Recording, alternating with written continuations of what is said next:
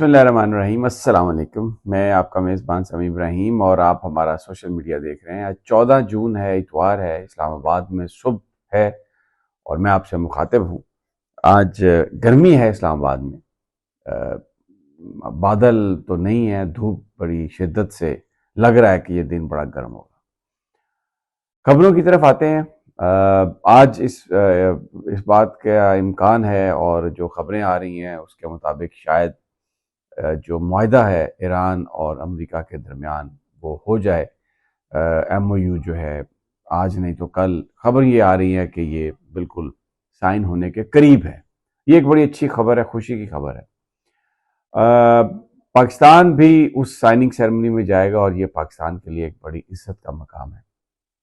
لیکن اب جو اس وقت پاکستانی میڈیا میں بات شروع ہوئی ہے اور خاص طور پر یہ وہ صحافی کر رہے ہیں جو گزشتہ 3-4 سال میں بالکل آنکھیں بند کر کے ہر طرح سے اس حکومت کے ہر کام کو انہوں نے جائز قرار دیا۔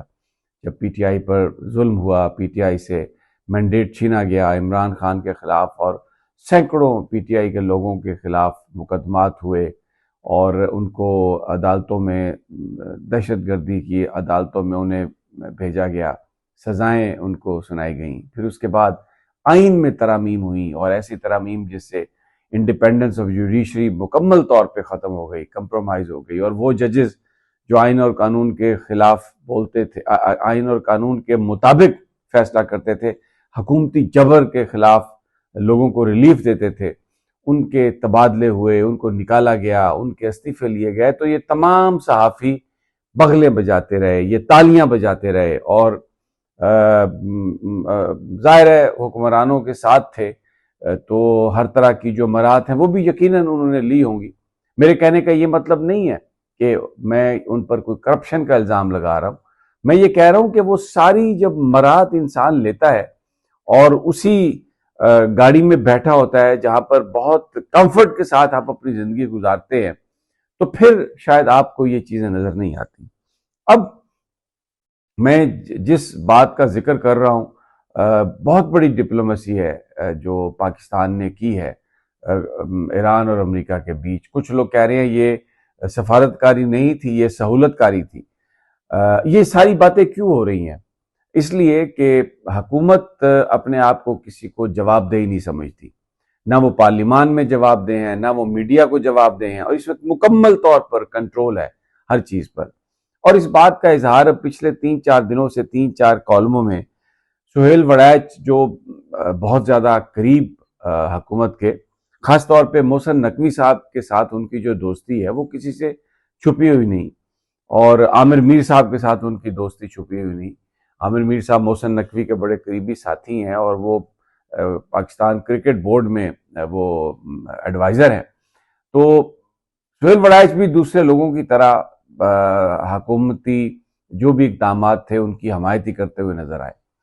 لیکن اب یہ جو میں نے آپ کو ذکر کیا، یہ جو اتنی بڑی بڑی ڈیولپمنٹ ہو رہی ہیں پاکستان میں، صحافت اس پہ بات کرتی ہوئی نظر نہیں آ رہی۔ مثلا یہ جو ایران کی اور امریکہ کا جو معاہدہ ہے اس میں پاکستان کا رول ہے، جو سعودی عرب کے ساتھ پاکستان کا رول ہے، بڑی بڑی ڈکٹیٹرشپ رہی پاکستان میں، لیکن ہر حکومت اپنے آپ کو جواب دہ کہیں نہ کہیں سمجھتی تھی۔ صحافیوں کو جواب دیتے تھے، پارلیمان میں آ کر جواب دیتے تھے، میڈیا کے سامنے بات کرتے تھے، سول سوسائٹی کے سامنے بات کرتے تھے، اور جو بڑے بڑے واقعات ہیں ان میں اعتماد میں لیا جاتا تھا صحافیوں کو۔ ان میں آف دی ریکارڈ کنورسیشن 6-7 گھنٹے کی جو ارباب اختیار ہے وہ کرتے تھے اور بتاتے تھے، صحافیوں کو ساتھ بھی لے کے جاتے تھے کہ تاکہ عوام کے ساتھ ایک گفتگو کا رابطہ رہے، عوام کو یہ پتہ چلتا رہے کہ ہم کر کیا رہے ہیں۔ لیکن جو پچھلے 4 سال گزرے ہیں اس حکومت کے، اس میں اس طرح کا کوئی رابطہ ہم نے نہیں دیکھا، اور وزراء جو ہیں وہ، حکومت جو ہے وہ پارلیمنٹ میں بھی نہیں آتی جہاں پہ سمجھا جاتا ہے کہ وہ عوام کو جواب دے۔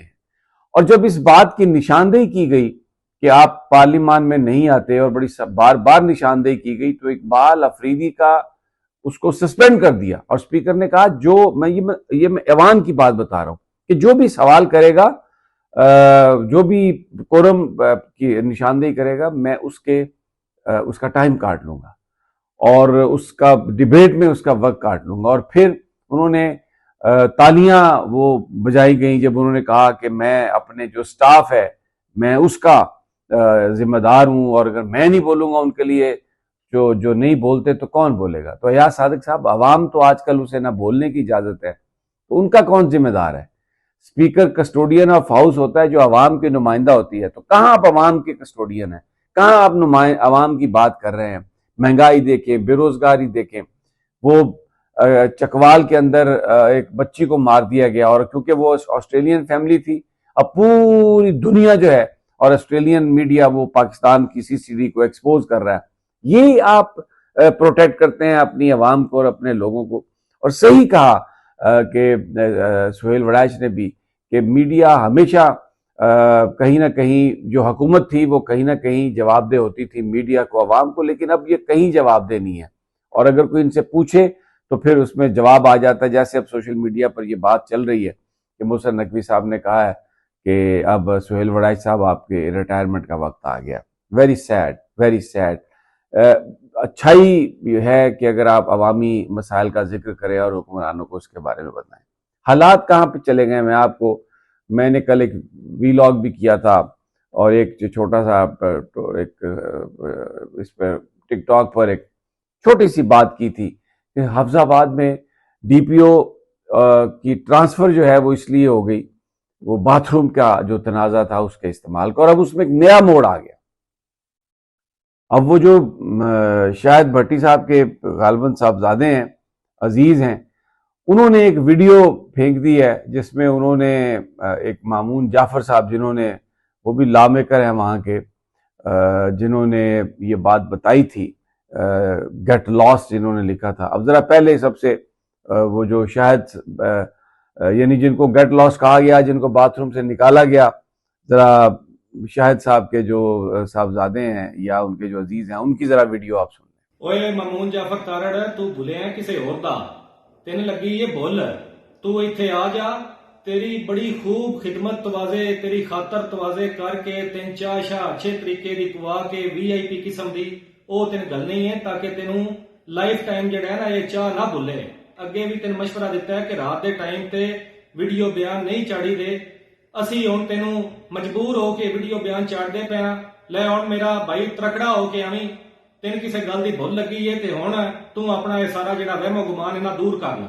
اب اس کا جواب جو ہے نا وہ مامون جعفر تارڑ جو ہیں انہوں نے دیا ہے، جنہوں نے یہ بات کہی تھی گیٹ لاسٹ اور ان کے مخالف گروپ کے ہیں. ذرا اب ان کی بات سن لیں. تے میں یہ دسنا چاہنا کہ گندی سیاست سونیا اپنے کول رکھو.